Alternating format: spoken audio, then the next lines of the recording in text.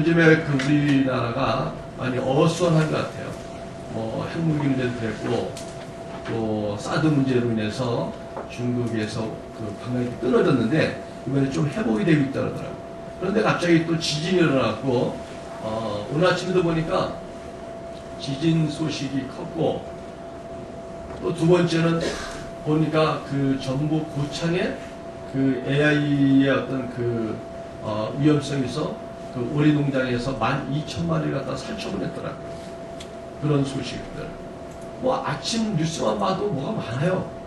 어떤 며느리가 노 부부를 유기시켰다. 아주 끔찍한 그런 일들. 참 세상이 어렵고 또 뭔가 문제가 많은 것처럼 보이고 그래서 그냥 있는 것 자체가 힘들어. 있는 것 자체가. 그렇지만 여러분 오늘 추수감사주니까 오늘 걱정을 싹 끝낼 수 있는 그런 날이 되길 바랍니다. 아멘. 제가 진지하긴 잘하는데 웃기는 걸 못하니까 제가 조금 웃기 노력하면 막 웃어야 됩니다. 여러분 도와주세요. 응? 제가 그 전에 웃음 치료 같은 걸 그 좀 배워서 사람들을 좀 치유하고 그런 걸 좀 해보려고 관심이 많았어요. 근데 제가 어느 날 그 이제 TV에서 보여준 어떤 프로를 보면서 그걸 보고서 갈 필요 없구나. 그걸 알았어요. 왜냐면 난 웃음 치료하는 사람들이 재밌는 얘기도 많이 하죠, 그들이. 그런데 그들은 먼저 이 대중하고 약속을 합니다. 여러분 웃음 치료 받으러 왔으니까 오늘 웃기로 마음을 결정을 해야 된다는 거야. 그래서 제가 뭘 하면은 그 쌓이는 대로 웃어야 된다는 거야. 이제 그런 걸 약속하더라고. 그래갖고 예를 들어서 이런 거죠. 여러분 제가 하나 둘 셋 그러면 웃는 겁니다. 뭐 이러고 연습을 시켜요. 그리고 또 내가 어떻게 하면은 막 박장내서 해야 됩니다. 또 어떤 경우는 막 땅을 두드리면서 웃어야 됩니다. 약속을 하고 뭘 하는 거예요. 자 여러분 웃으세요 그러면 억지로 웃더라고. 근데 있죠 놀라운 게 그렇게 웃으면서 사람들이 웃음보가 터지는데 우울증이 치료가 되고 삶이 긍정으로 바뀌고 또 많은 병이 치료되는 걸 봤어요. 그래서 웃음 치료하는 것은 강사가 웃겨서 되는 게 아니구나. 사실 저도 개그 콘서트 같은 거 잘 봐요. 이런 좀 재밌는 거 보고 긍정을 하시려고. 그런데 잘 웃지는 못하겠더라고. 왜냐면 그들이 재밌는 거 할 때는 좀 우스운데 뭐 다 그런 것 같아요. 그러니까 웃기지 않더라고. 그런데 웃음 치료가니까 약속을 하더라고요. 약속. 여러분 정말 어떤 세상이라서 오늘 감사드리러 오니까 좀 우리가 편안하게 좀 하면 좋겠다는 마음을 제가 먹고 왔어요. 네, 여러분들도 오늘 이양 교육도 하나님 은혜로 하나고 모든 염려를 이길 수 있는 힘과 용기가 오늘 있게 주님을 축원합니다. 아멘. 그래서 제가 웃기는 얘기 하나 준비했습니다. 어느 날 밤에 한 주택집에 강도가 침입했어요. 방에 들어간 그 강도 인기척에 주인이 놀라서 깼습니다.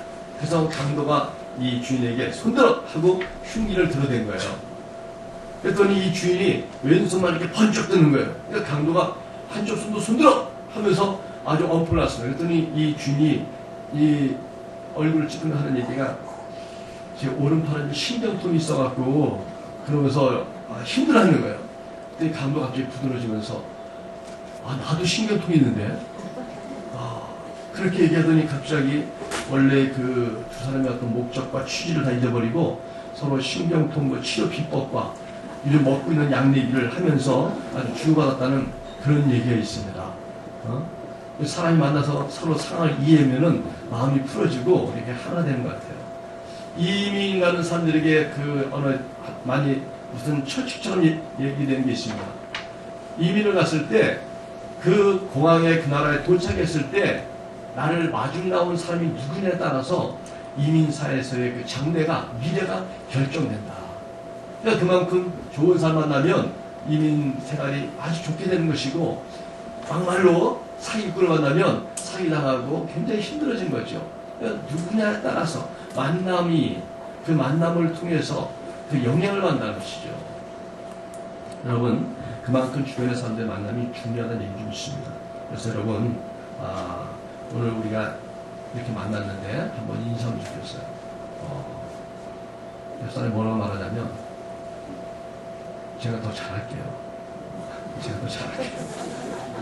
그리고 잘 부탁합니다. 잘 부탁합니다. 제가 더 잘할게요. 내가 아무리 잘하려고 해도 내가 아무리 잘하려고 해도 옆 사람이 안 도와주면 안 되는 거예요. 그래서 교회에서도 보면요, 이상하더라고. 전염되는 게 있어요. 옆에 사람이 졸면 그 옆에 사람 쪽이 졸아요.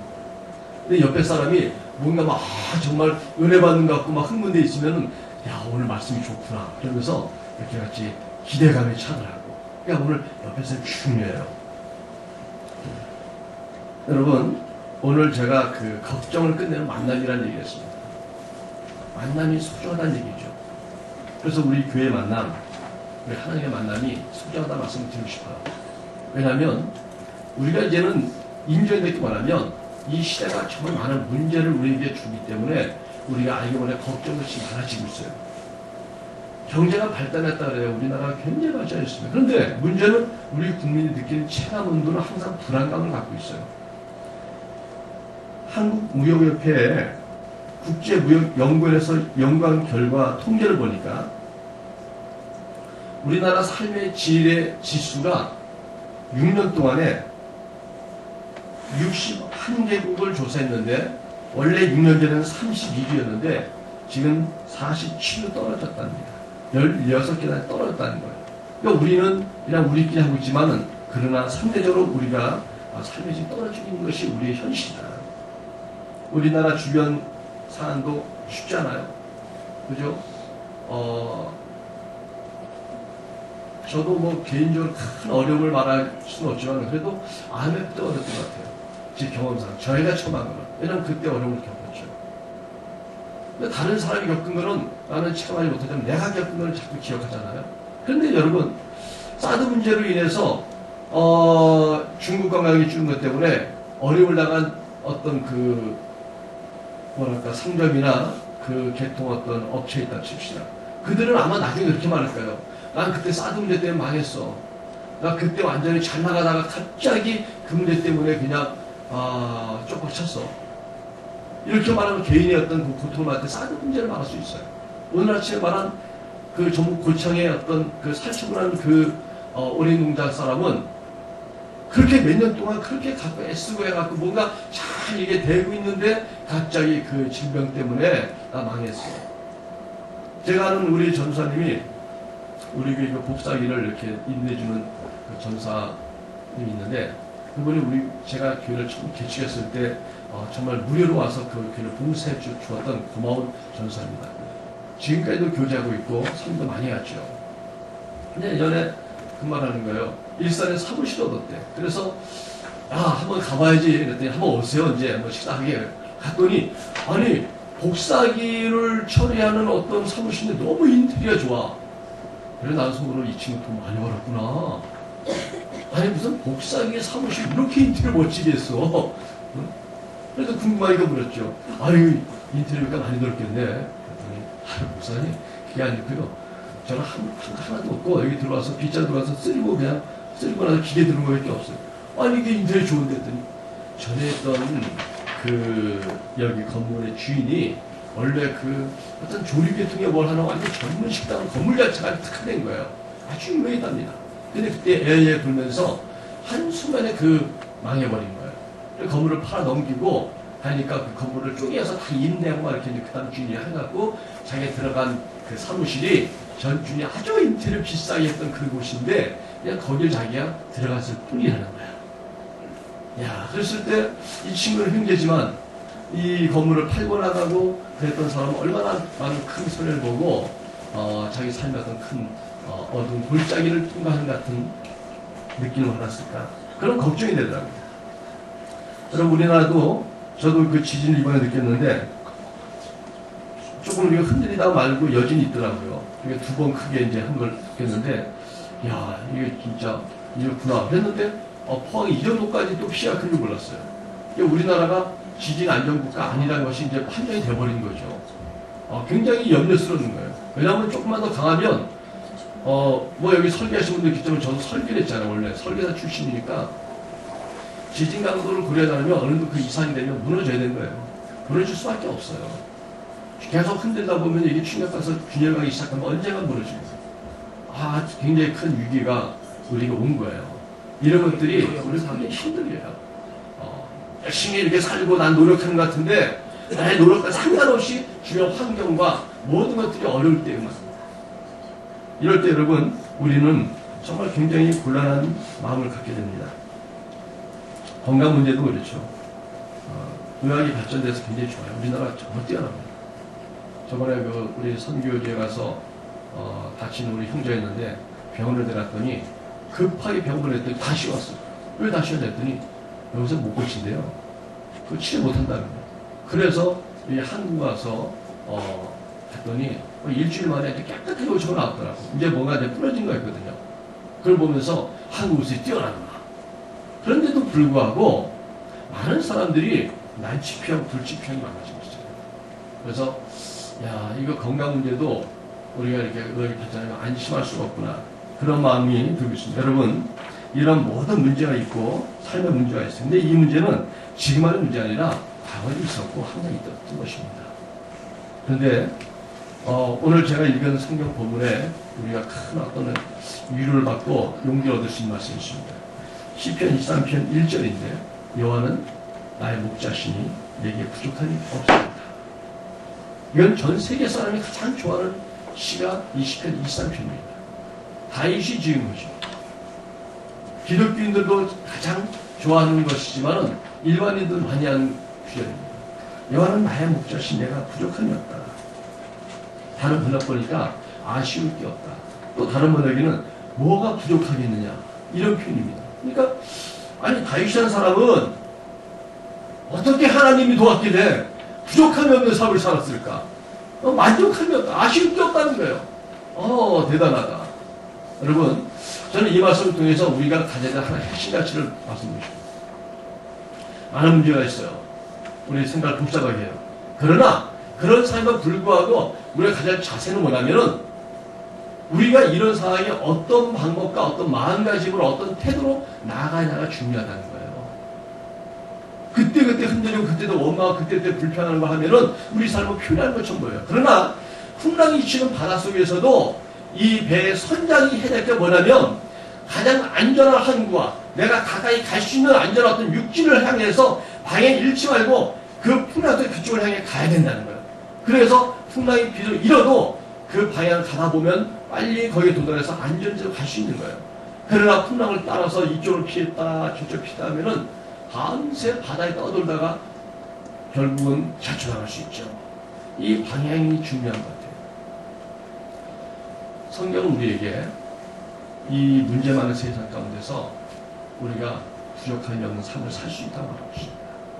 사는 성경은 우리가 예수를 믿으면서 가져야 될 굉장히 중요한 가치들이 그거예요. 그냥 교회 생활하고 그냥 뭐 그때 뭐 아쉬움을 기도하고 이렇게 살 수도 있죠. 그러나 더 중요한 것은 하나님 누구신가? 하나님이 우리를 어디로 인도하고 있는가? 내가 지금 신앙 삶으로서 어디를 가는가를 분명히 안다면 우리는 방향을 잃지 않는 것이고 반드시 그 가까운 시간 안에 안전지대에 가면 부족함이 없는 삶 살게 될 줄 믿습니다. 아멘. 저희 교회의 핵심 가치 중에 하나가 가정회복이에요. 가정회복이에요. 제가 목회 초기 하면서 또 하나님의 어떤 은혜의 은사를 줘갖고 사람들과 치료하고 하는 것들을 많이 할 때 그때 느꼈던 게 뭐냐면 사람들이 너무 어렵게 사는구나. 얼굴은 멀쩡한데 삶이 완전 망가졌어요.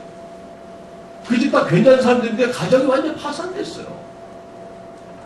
심지어 그 어떤 마음의 큰 문제가 이제 질병이 왔고 삶의 파탄을 일으켰고 모든 관계가 막 흔들린 걸 볼 때 사람들이 생각 어렵구나. 저는 개인적으로 제가 항상 상처받고 어려움이 많았다고 막 간증했거든요, 예전에. 그래서 우리 아버님, 어머니도 많이 했죠. 뭐 술 드시고 막 그래갖고 우리 힘들었다. 얘기 많은데 제가 사람들을 만나면서 뭘 느낀다니까 난 그렇게 어려운 게 아니었구나. 근데 힘든 사람이 더 많구나. 내 말을 어서 하기에는 뭐 내 상처 많다 말하기에는 조금 수준이 떨어지는구나. 그런 걸 느끼면서 하나님이 왜 필요한지 교회가 왜 소중한지 알게 됐습니다. 여러분 오늘 우리가 이렇게 왔는데 마음 먹어야 될 것은 하나님 우리를 부족한 연삶을 인도하고 계시다. 그게 하나님 뜻이고 하나님의 목적이라는 거예요. 여러분 교회가 왜 필요하냐 기독교를 왜 믿었냐 말하겠지만 중요한 것 중 하나가 오늘 말씀과 같은 거예요. 하나님 우리에게 선한 뜻을 갖고 있고 우리를 좋은 길로, 우리의 부정함이 없는 길로 가기를 원하시게 하나님 뜻이고 우리를 그를 인도하고 있다는 거예요.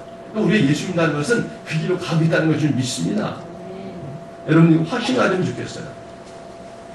여러분 이 시편을 노래한 다윗은 어린 시절 목자였습니다.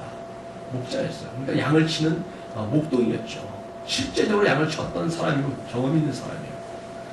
근데 이 목자였던 다윗이 목자의 경험을 하나님과 자기의 관계로 비교하면서 표현하는 거예요. 여호와는 나의 목자시다. 내가 양이고 나를 인도하는 분이 하나님이시다. 그렇게 고백한 거예요. 그러면서 말하기를 나는 부족함이 없다.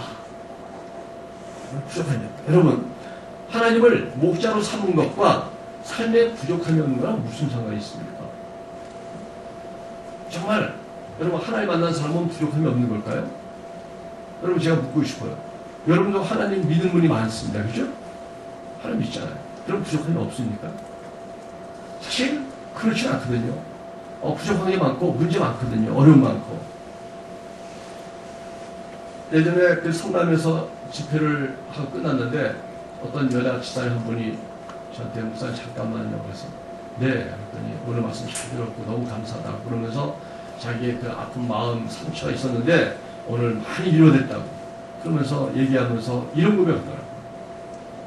저희 부부는 저희가 다니는 교회에서 가장 1등 신자고 모범적인 부부로 알려졌다는 거예요. 그래서 모든 사람이 우리 가정을 부러워한다는 거죠.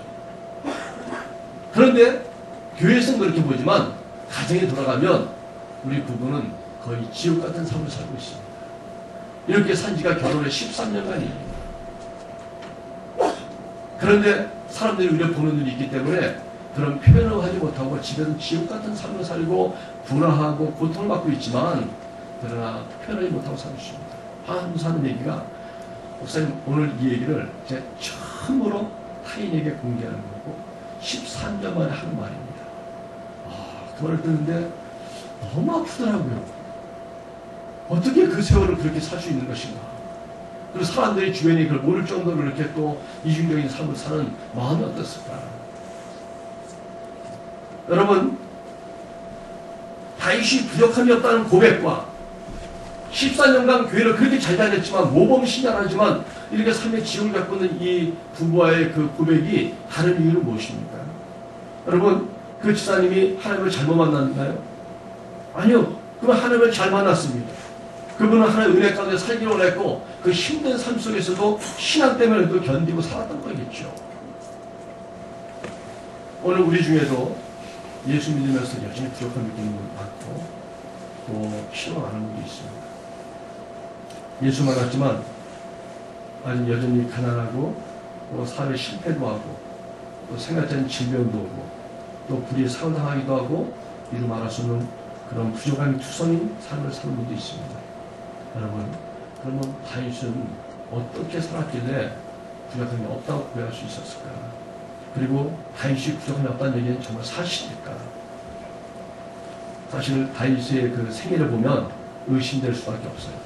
다윗은 8형제 중에서 막내로 태어났습니다.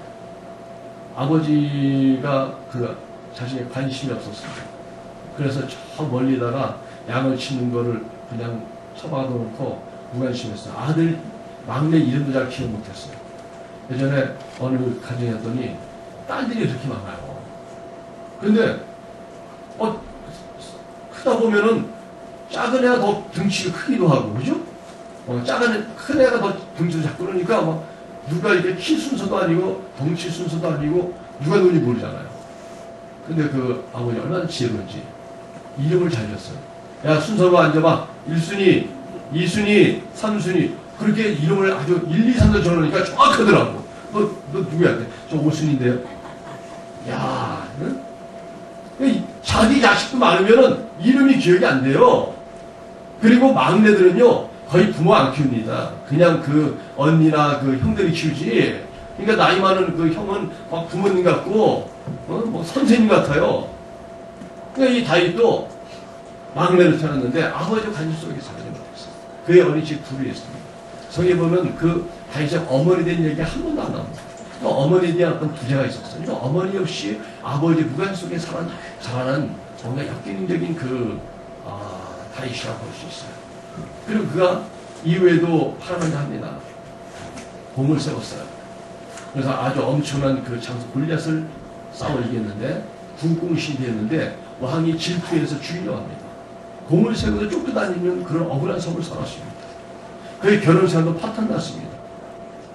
왜냐하면 그 왕의 그 딸이었던 미가가 결혼시켰는데 왕이 억지로 그냥 그 부인을 뺏어가버린 거거든요. 강제 이혼시켜버린 거예요. 얼마나 큰 불행을 당했습니까? 나중에 그가 보면요, 왕이 되고도 자식들이 서로 싸우고 서로 죽이고 배신하고. 그게 다윗과 같이 너무 문제가 많아요. 그게 삶 자체가. 근데 다윗은 왜 고백하기를 나는 여호와가 내 목자시니까 내가 부족함이 없다 했을까요? 우리는 다윗의 이런 과거를 알면서도 왜 그 고백을 믿어주고 들어주고 가장 좋아하며 애송하는 것일까요? 다윗이 한 그 말은 자신의 삶과 비교해서 전혀 달라 보입니다. 그렇다면 왜 부족함이 없을 것일까요? 여러분, 중요한 게 그거예요. 다윗의 삶에 문제는 많았습니다. 부족한 게 많았습니다. 그래도 불구하고 다시 이렇게 고백한 이유는 부족함이 많았지만 내가 하나님을 목자로 삼고 그분을 모시고 산 이후로 그런 모든 문제가 해결됐다는 거예요. 문제는 있지만 해결됐다는 걸 말하는 거예요. 우리 인생에 왜 문제가 없겠어요? 문제 없는 인생은 뭔가 외계 속에 사는 어떤 상상 속에 있는 것이지 문제는 당연히 있습니다. 오늘 우리도 문제 속에 있잖아요. 문제는 있죠. 그러나 부족함이 없는 삶이라는 것은 문제는 있지만 해결받고 사는 삶. 문제 터지죠. 근데 그 문제가 해결된다면 그 더 이상 문제가 아닌 거예요. 상처를 받죠. 근데 그 상처 치유된다면 더 이상 상처가 아닌 거예요. 어렵죠. 그러나 그 문제가 해결된다면 그건 어려운 문제가 아닌 거예요, 여러분. 오늘 통장에 돈이 없고 잔고가 비었을지라도 많은 오늘 이후에 내일이라도 찬다면 다 해결된 겁니다, 여러분. 문제는 많지만 해결받던 삶, 다시 그걸 고백하고 있는 거예요. 우리 사는 성도 여러분들이 문제는 많지만 해결될 수 있는 그러한 신앙의 비밀을 갖기를 주님을 축원합니다. 우리 예수 믿고 하나님을 만나고 살면서 교회 생활을 하면서 문제는 있지만 해결만 될 수 있다면 우리는 강한 자고 이기는 자가 될 수 있어요. 아까 최강희도 보세요. 연예인을 또 환해 보이잖아요. 그러나 그의 고백 속에 눈물 없이 못 들어요. 우울증이 많잖아요. 저도 우울증 겪는 사람들을 지켜봤습니다. 그래서 그들은 가까이 얘기할 때는 몰라요. 왜? 얘기를 잘합니다. 괜찮대. 정신 차려. 열심히 살아. 네, 알았습니다. 그리고 돌아서 나가는 그 순간 그 사람은 외로움과 고독에 빠지면서 한도 할 수 없는 무기로서 빠져듭니다. 심지어 전화해도 잘 안 받습니다. 우울증 온 사람이 전화를 나한테 자꾸 한다는 얘기는 우울증이 좋아지겠다는 뜻이에요. 그래, 그날 8시까지 와. 절대 혼자 못 옵니다. 우울증이 너무 심각한 병인 거예요. 화려한 생활 뒤에 그의 부족함이 보이는 것을 통해서, 그러나 그가 정말 하나님 앞에 부르짖었을 때 하나님 도와주세요, 살려주세요 하는 그 짤막한 비명 같은 기도였지만 그가 하나님을 붙잡고 하나님을 만났을 때 그의 문제가 해결됐다는 것이죠. 부족함이 해결됐다는 것이죠. 그게 우리의 소중한 거 아니겠어요? 여러분, 우리가 주님을 믿고 예수 그리스도를 만났을 때 그 만남을 소중히 여기고 그분을 나의 목자로 선다면 우리는 365일 부족함이 없는 삶을 살게 될 줄 믿습니다. 그래서 여러분, 부탁하는 것은 정말 오늘 다윗의 것처럼 하나님을 나의 목자로 삼자는 거예요. 여호와는 나의 목자입니다. 하나님 나의 목자로 섬겼습니다. 이게 우리에게 굉장히 중요한 신앙 고백이에요. 우리 예수 믿는다는 건 뭐예요? 예수를 나의 목자로 삼겠다는 거예요. 그게 무슨 뜻입니까? 여러분, 이 다윗은 실제 자기의 목자였잖아요. 그래서 양이 어떤 짐승인지 알고 있어요. 양은 이사야서에 보면 그런 표현이 있어요. 우리가 다 양 같아서 각기 제 길로 갔거늘. 이 말은 양의 특성이 뭐냐면요, 양은 멀리 안 봐요. 어차피 못 봐요. 5m 이상 못 봅니다. 그러니까 그냥 가까이만 보고 그냥 가는 거예요. 그러니까 그냥 앞만 보고 가는 것이지 놔두면 길을 못 찾아요. 양처럼 우둔한 게 없어요. 길을 못 찾아요. 그리고 더운 여름이면 좀 떨어져야 되잖아요. 근데 여름에도 그냥 서로 불비해갖고 서로가 진디게 생기고 막 그렇게 됐어요. 아주 참 어떻게 보면 둔하고 돕지 않으면 안 되는 게 그런 양이었어요. 그래서 이 양은 목자깃을 떠나면 어떤 문제가 만날 때 속숨을 지는 거예요. 속숨을 지는 거예요. 이러한 양의 특성을 알고 있던 다행. 그러나 목자가 인도하면 양들이 안전한 것이죠. 저번에 어떤 그 분이 얘기하더라고요. 그 이스라엘 갔더니 양들을 키우고 그러는데 언제 그 풀이 많은 곳에는 이제 양들 다 몰고 오잖아요. 몰고 다 보면 양들이 섞여요. 막 섞여. 그러면 비슷하게 생겼는데 누가 누구 양인지 모르잖아요. 걱정스럽잖아요. 근데 목자들이 아무렇지도 않게 그냥 놔두고 있다는 거예요. 아니 당신 양 아냐고. 모릅니다. 아니 그럼 이거 어떻게 할 거냐고.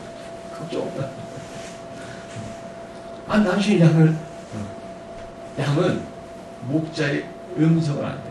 그러니까 목자가 뭐 피를 불거나 예를 들어서 자기만의 어떤 독단한 소리를 내고 가면은 그 자기 양들은 그 목자를 따라간대. 그러니까 그 목자만 잘 붙어서 따라다니면 이 양은 안전하게 되는 거고, 그 목자의 음성을 들을 수 있는 게 움직일 수 있는 양이 되는 거죠. 그러니까 다윗은 그 얘기예요. 나는 하나님을 내 목자로 삼았다. 내가 그의 음성을 듣고 그의 말씀을 듣고 따라가면 문제는 많지만 문제는 해결된다.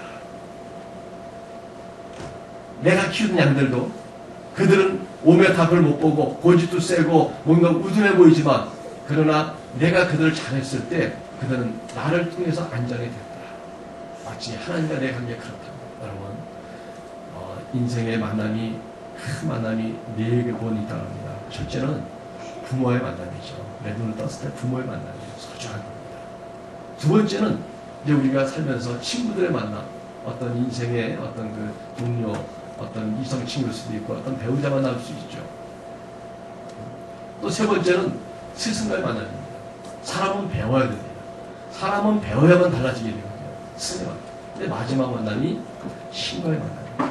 하나님의 만남이에요.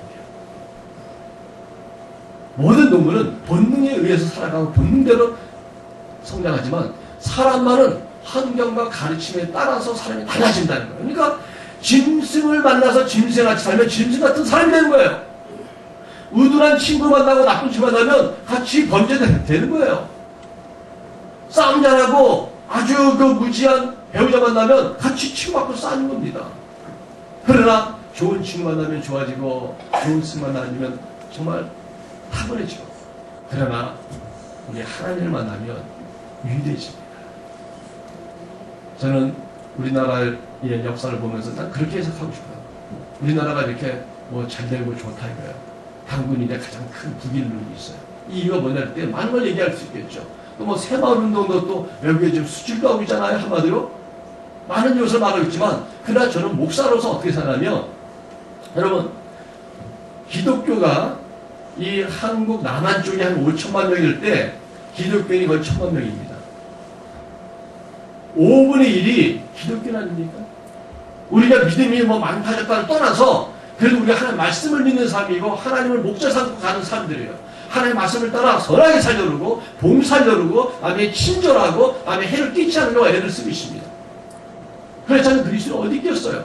간혹 안 좋은 사람들 때문에 욕을 먹는 건 있지만, 그러나 천만의 성도가 그러지 않지 않습니다. 아마 몇만 명일지 몰라도 990만 명은 다 하나님 뜻을 살 거 아니겠어요? 그렇다면 우리나라 인구의 5분의 1이 하나님 뜻을 살아갈 때 이 나라가 어떤 방향을 가는 것입니까? 이 나라는 많은 문제도 불구하고 그리스도인들이 하나님 뜻대로 살아 애쓰는 한 이 나라는 부족함이 없는 삶을 향해 가겠다는 믿습니다. 우리 때문에 이 나라 복 받을 거예요. 교회들에 대해서 안 좋은 것도 많이 말하지만, 그러나 교회 때문에 교회가 복 받을 거예요. 교회가 들어간 나라치고 경제 발전이 안 된 나라가 없습니다. 그러나 요즘 영국이라든가 많은 데 몰락하고 있는데 보면 기독교 다 몰락하고 있습니다. 한국이 기독교 강국 중에 하나입니다. 그래서 미국이 아직도 강국을 버틴 이유는 국민의 40%가 주일 예배를 드린다잖아요. 우리나라 5분의 1이 드린다는 거예요. 하나님이 함께하는 나라, 하나님 뜻대로 하나님 목자 삼는 나라, 하나님 복죽줄 있습니다. 여러분 삶에서도 하나님을 믿고 하나님 목자 삼는다면 여러분 삶에 반드시 하나님이 부족함이 없는 삶으로 인도할 줄 믿습니다. 기독교 학교에서 교목하시던 어떤 목사님 얘기인데, 그분이 하루는 교목실에서 학생들 신상 카드를 뒤적거리다가 웃은 걸 발견했대. 그분 나간다고. 그래서 얼마나 웃었는지 그분은 하루 종일 웃었다는 거예요. 뭐냐면 학생 카드에 본적, 현주소를 적지 않습니까? 근데 그 옆에 취미라는 게 있어요. 이 친구는 취미 뭔가 탁구 그런데 거기에 어떤 친구는 취미라다가 기독교를 썼다는 거예요. 이게 교목이시니까 이게 너무 웃기는 거예요. 취미를 기독교로 삼는 친구가 있다는 거죠. 그렇게 생각하는 사람이 사실 적진 않아요. 여러분, 우리 중에도 죄송하지만 뜨끔하신 분 몇 분 있을 거야. 응? 교회 나가는 것이 안 나가는 것보다 나아. 이런 분 있어요. 취미생활 아닙니까? 어떤 분은 그래도 예배 드리고 나서 골프 치면 잘 되더라고. 응?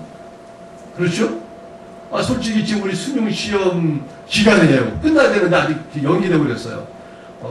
우리끼리 비밀인데 이번에 지진이 보니까 그 수능 연기되고 뭐 이런 게 다 우리 교회 학생 때문에 그랬더라고.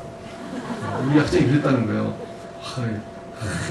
일주일만 연기되면 좋겠다 그랬더니 왜? 그랬더니 공부를 조금 더 늦게 해갖고 공부를 해요. 그래서 야 너 때문에 녀석아 지금 수능 연기된 거야. 그런 얘기 했는데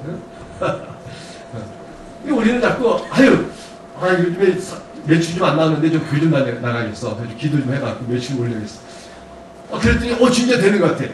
말하면 야 이 친구야 교회 나가. 나도 이번에 그럴 때 교회 가서 새벽기도 며칠 나고 그랬더니 뭐 오르잖아. 그럴 수 있죠. 정말 이 기독교를 취미생활처럼 나의 어떤 유익을 위한 하나의 방편할 수 있어요. 그러나 여러분 사실 이 성경이 우리에게 말하는 이 신앙은 거의 생존 차원에서 말하는 겁니다. 그러니까 우리 죽고 사는 문제가 이 신앙에 있다는 거예요. 양이 목자를 잃어버리면 죽는 거예요. 어디 헤매다가. 예전에 제가 어떤 뉴스에 외국 저기 보니까 신기한 것들 보니까 어떤 양이 쥐를 잃어버렸어. 혼자 어디에 그냥 떨어졌는데 아주 굉장히 지금 기억이 안 나지만 굉장히 오랜만에 발견된 양이요. 털이 이렇게 길었어. 그래갖고 그 양이 죽을 뻔한 걸 걸려. 왜? 털이 이렇게 길었는데 바닥 어디에 나무에 걸려갖고 털이 끼어갖고 안 빠져나와. 그래서 굶어 죽어가고 있는 판인데 그래서 발견돼갖고 그 양을 구렸어. 그래갖고 털을 깎았더니 털이 얼마나 많이 나오는지 입을 맺혀 나왔어. 양은 목자를 잃어버리면 생존을 상실합니다. 하나님은 우리의 목자라는 얘기는 하나님 우리를 살릴 뿐만 아니라 부족한 삶을 인도하신 분이시고 그분을 따라가면 우리의 결론은 하나님의 약속된 것들을 할 수 있다는 그런 뜻을 믿습니다. 여러분 어떤 분은 그래요. 교회 나가면 뭐 좋은 얘기만 나쁜 얘기일까요? 하나님은 그런 분이 아니거든요. 우리 부모를 보세요. 부모님들은요 당신이 먹지 않아도 자식을 먹였습니다. 여러분 요즘 그 젊은 며느리들은 막 기억하겠지만 예전에 우리 할머니 할아버지 그런 분들이 요즘 계실 수도 있을 거야. 애가 좋아하면 야 이거 매워 라고 물을 해도 안 되면 이걸 쭉 이렇게 김치 같은 거 매우니까 쭉 빨아갖고 먹여줘요. 기겁을 하지만 여러분들 어릴 적에 그렇게 자랐어요. 또 그럼 막 날름날름 받아먹어야 삼켰습니다. 이제 같은 막 기겁을 하냐 어머니 그게 무슨 일이에요 막 그냥 절대 막히다 막 이러겠지만은 그래야 건강해요. 너무 깔끔하게 이제 면역력이 없다 그러잖아요. 근데 그렇게 사랑을 키웠어. 내가 못 먹어도 먹였어. 부모 사랑도 자식 사랑할 줄 알고 자식을 위해서 희생적이고 자식의 모든 걸 여러분 지금 우리 자식들 보세요. 지금 고3 이 시작이에요. 이제 앞으로도 한 10년은 더 자식들한테 더 많이 투자돼요. 어릴 때일수록 좋은 거예요. 이제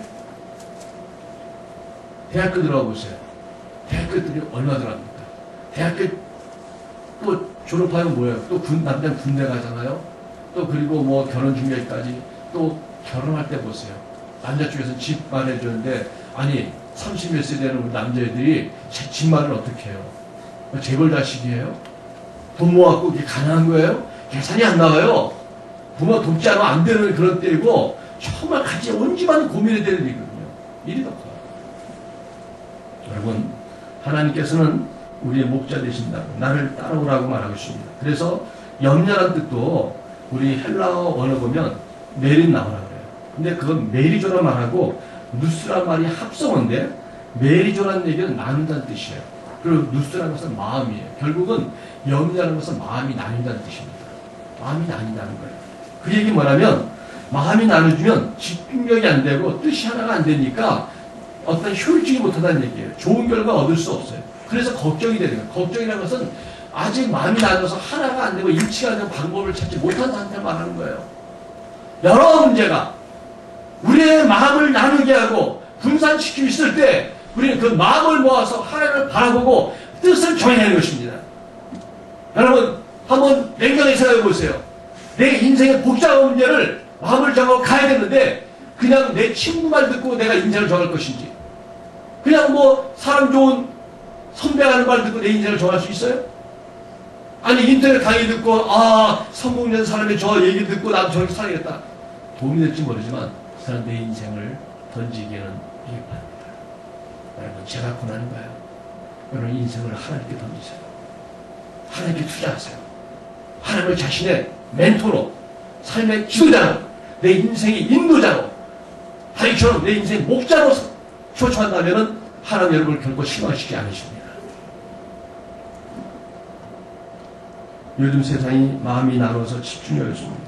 마음과 가슴이 나눠졌어요. 머리는 생각이 되는데 내 가슴이 뛰지 않고 이 무기력해. 이상은 높은데 현실이 따라주지 못해요. 내가 지출할 것 많은데 수입이 따라주지 못해요. 많은 염려가 우리에 존재합니다. 그래서 주님의 인도 그분을 목자로 삼으면 2절에 보니까 이런 표현이 있어요. 그는 나를 풀밭에 누이시며 쉴만한 물가를 인도하시는 도다. 그분은 길을 여시고 인도하시는 분이십니다. 아프리카 선교사 한 분이 선교 대상 지역을 답사하는 중에 정글에서 길을 잃어버렸어요. 그래서 할 수 없이 그 지역에서는 토인 한 사람을 가이드로 고용했습니다. 그런데 이 가이드를 고용했던 이 가이드가 짝짝짝짝 인도하는 게 아니라 보니까 이 친구가 뭐 헤매는 것 같아요. 이렇게 했다 이렇게 했다 뭐 이러면서. 그래서 이 친구가 길을 잘 모르는가 보다. 그래서 이 친구한테 여보 도대체 길을 아는 거예요? 길을 잃어버린 거 아니야? 그런데 토인이 웃으면서 하는 소리가 성교사님 정글에는 길이 없습니다. 내가 곧 길입니다. 난 그 길을 찾아낼 수 있는 사람이 길을 만들 수 있는 사람이니까 여기 토막이니까 날 따라오세요. 여러분 인생에 길이 없습니다. 인생에 길이 없습니다. 그 길을 만들 수 있고 그 길을 열 수 있는 분이 우리에게 중요합니다. 우리의 믿는 하나님은 길을 여시는 분이십니다. 그래서 예수 말씀하십니다. 내가 곧 길이다. 내가 곧 진리다. 내가 곧 생명이다. 나를 따르는 사람들은 생명으로 인도한다고 말씀하셨습니다. 사랑하는 성도 여러분, 올해 2017년도 얼마 남지 않았습니다. 우리가 남은 날 동안 우리가 가야 될 길이 쉽지 않을 수 있어요. 우리가 염려하게 만드는 많은 것들이 우리를 염려케 하는 것들이 마치 지뢰처럼 하늘처럼 도사리고 있습니다. 아무도 예상하지 못한 문제들이 생길 수 있어요. 그 결과 돈이 부족한 것이 올 수도 있고 건강의 문제가 올 수도 있고 사회 문제가 올 수도 있고 환경 문제가 우리를 위협할 수도 있습니다. 그러나 여러분 우리가 그것을 고민하고 당할 수는 없습니다. 우리가 길을 열 수 있는 방법을 찾아야 됩니다. 난 여러분들에게 우리 예수님이 여러분 길을 열심히 하는 것을 권면하고 말씀드릴 수 있습니다. 그런 마음 깊은 곳에 예수님을 영접하세요. 받아들이세요. 그리고 매일 아침 하루 시작하면서 예수님께 고백을 하세요. 예수님, 예수 나의 목자십니다. 오늘도 나의 길을 열어주세요. 믿음으로 이 고백을 한 자마다 하루하루가 하나님의 기적 가운데 일어날 줄 믿습니다. 축구 황제라는 별명했던 펠레가 은퇴하면서 마지막으로 이런 말을 남겼습니다. 지금 이 순간이 내 생에서 최고로 슬픈 순간입니다. 그러나 인생이라는 것이 항상 꽃밭 같을 수가 없는 것이니 어쩔 수 없지요. 사실 무엇을 시작할 때보다 끝낼 때가 더 어려운 것 같습니다. 가장 화려한 삶을 살았던 펠레도 만족함이 없고 부족함이 많았던 삶을 고백하고 있었습니다. 어떤 큰 교회 그 목사님을 했던 그 이동 목사님이 자기의 그 결혼 때 그 고백을 하더라고요. 이분이 몸이 그렇게 약했대요. 몸무게 한 50kg도 안 나가고 또 병이 자주 걸려. 너무 약해. 그리고 전도사 때인데. 그래서 이제 그 결혼할 대상 여자를 만나고 그렇게 자꾸 교제하는데 이 여자 집안에서 걱정이 되는 거예요. 아, 저 신랑 저렇게 약한데 우리 딸 믿고 보낼 수 있겠나. 이 여자분도 고민이 생기는 거예요. 기도했대요. 하나님, 내가 결혼해야 됩니까? 믿음도 있고, 뭔가 사명감도 있고, 난 사모가 되고 싶은 사람인데, 저번에 목사감으로 참 훌륭한 거리가 맞는데, 몸이 너무 약해요. 기도하는데, 오늘 하나님께 기도 응답했답니다. 하나님 단호하게 한마디 하셨대. 내가 책임진다. 그 얘기 딱 듣고 결정을 내렸다는 거예요. 그래서 살아가면서 이 목사님이 힘들고 뭐 그렇게 할 때마다 사모님, 목사님도 소심하고 사모님도 터프하대요. 사모님이 항상 이뻐처럼 얘기해요. 하나님이 책임지세요. 목사님, 하나님이 책임져요. 용기 내세요. 그래서 이 여자가 뭘 이렇게 믿고 이렇게 맨날 이렇게 목사한테 일어났더니 나중에 그 고백을 하더라고요. 당신하고 결혼하고 고민할 때 하나님이 내가 책임다 말씀하는 것 같고 내가 지금까지 왔다는 거야. 나도 믿는데 당신 왜 못 믿냐고. 여러분, 하나님이 책임지십니다. 하나님 나의 목자 되시고 나에게 인도하신 분을 믿습니다. 오늘 잘 오셨어요. 잘하셨어요. 제가 또 오늘 새로 본 조친애라고 우리 교회에 말했더니 몇 분이 오셨는데 너무 감사하고 잘 오셨어요. 여러분들이 전에 교회를 다녔는지 안 다녔는지 알지 못하지만 분명한 것은 하나님 목자 삼으면 우리 삶이 부족한 없는 삶을 인도하실 줄 믿습니다. 좋은 교회를 만나면 인생의 방황이 끝난다는 얘기 있습니다. 저에게 들어오시면 참 좋은 교회입니다. 이 앞에 있는 분이 보기와 달리 굉장히 좋은 분입니다, 여러분. 보면 볼수록 매력있고 보면 볼수록 참 감동스러운 선배예요. 저도 항상 감동받고 있어요. 여러분, 우리 교회 만남이 행복하게 바라고 주님을 통해서 오늘 삶이 많이 열기를 축원합니다.